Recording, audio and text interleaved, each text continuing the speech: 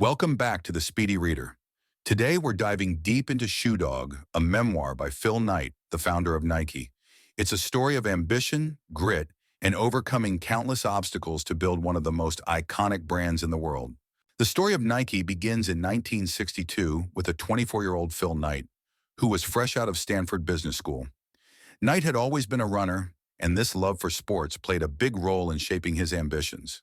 During his time at Stanford, he wrote a paper about the growing potential of importing high-quality, low-cost running shoes from Japan to challenge the dominance of German brands like Adidas and Puma. But what's fascinating is that this wasn't just a paper for Knight. It was a vision. He called it his crazy idea. Like many young graduates, Knight didn't have a clear path ahead of him. But he had one thing: curiosity. He wanted to see the world, so he convinced his father to fund a trip around the globe, where he'd eventually visit Japan. When he arrived in Japan, Knight made a visit to the Onitsuka Shoe Company, known for their tiger running shoes. With no business experience, he bluffed his way into a meeting and pitched himself as a representative of a company called Blue Ribbon Sports, a company that didn't exist yet.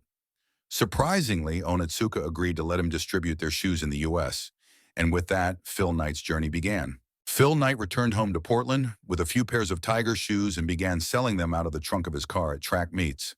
At this stage, Blue Ribbon Sports was just a small side hustle for Knight, who was working as an accountant to pay the bills. But the challenges were just beginning. Knight faced constant financial stress, always teetering on the edge of bankruptcy. He was borrowing money from banks to pay his suppliers, but the banks weren't always eager to lend to an unproven startup. To make matters worse, the demand for Tiger shoes started to grow, and Knight had difficulty managing the logistics. The success he craved seemed far off, and the road ahead was full of uncertainty. In Shoe Dog, Knight describes these early years as a relentless grind. There were no shortcuts to success. He had to work long hours, take risks, and face the very real possibility of failure. His key takeaway from this period is a lesson in resilience. It was his passion for running, his belief in the product, and his drive to make his crazy idea work that kept him going, even when everything seemed stacked against him. One of the most important figures in Knight's journey was Bill Bowerman, a legendary track coach at the University of Oregon and Knight's former coach. Bowerman was more than just a coach. He was an innovator who was obsessed with finding ways to make runners faster.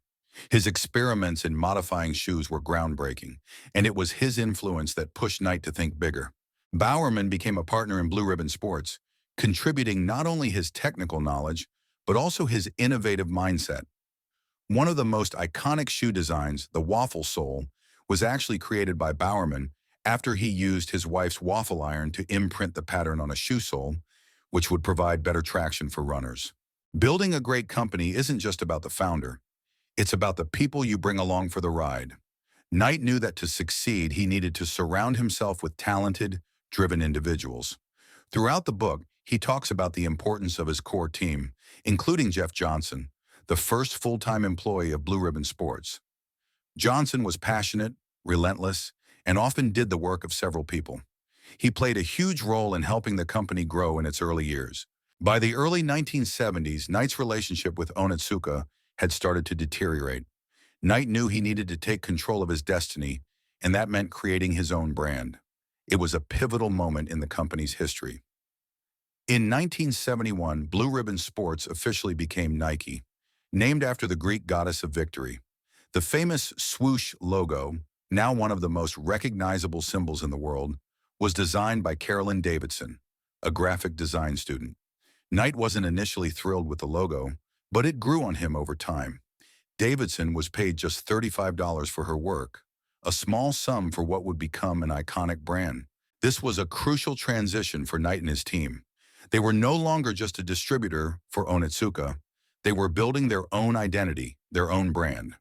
Around the same time, Nike released the Cortez running shoe, which became a huge success. The company was now on a path to becoming something much larger. But the road to success was still filled with obstacles.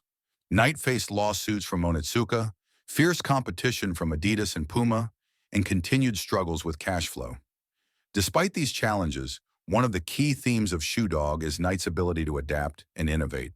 Nike's success was not just due to its marketing, but its commitment to innovation. The team was constantly pushing boundaries, experimenting with new designs and materials. Bill Bowerman's waffle sole was just the beginning.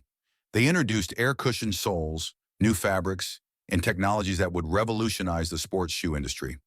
It wasn't just about making shoes, it was about solving problems for athletes, helping them perform better and achieve their goals. Nike's philosophy was clear. Don't chase money, chase a vision. The financial rewards would follow. Even during the toughest times when the company was under immense pressure, Nike remained focused on innovation and growth, rather than immediate profit. By the late 1970s, Nike was gaining serious traction, and the company's real breakthrough came in the 1980s with the signing of a young basketball player named Michael Jordan. Nike created the Air Jordan line, which took the market by storm and became a cultural phenomenon. Nike knew that Nike was no longer just a sports company, it was a lifestyle brand. But with growth came more pressure. Nike went public in 1980, and with the new influx of capital, the stakes were higher than ever. Nike reflects on this period with a mix of pride and nostalgia, recognizing that while going public allowed Nike to expand, it also meant losing some control. Still, the company continued to innovate and dominate the sports world. In the final chapters of Shoe Dog, Nike reflects on the journey that took him from selling shoes out of his car to running a billion-dollar company. He emphasizes that success isn't about money, it's about passion, perseverance, and surrounding yourself with the right people. His memoir isn't just a business story, it's a personal one, filled with lessons about leadership, humility, and the importance of staying true to your vision. Thanks for watching. If you enjoyed this deep dive into Shoe Dog and Phil Knight's incredible journey, don't forget to like, comment, and subscribe to the Speedy Reader for more inspiring book summaries.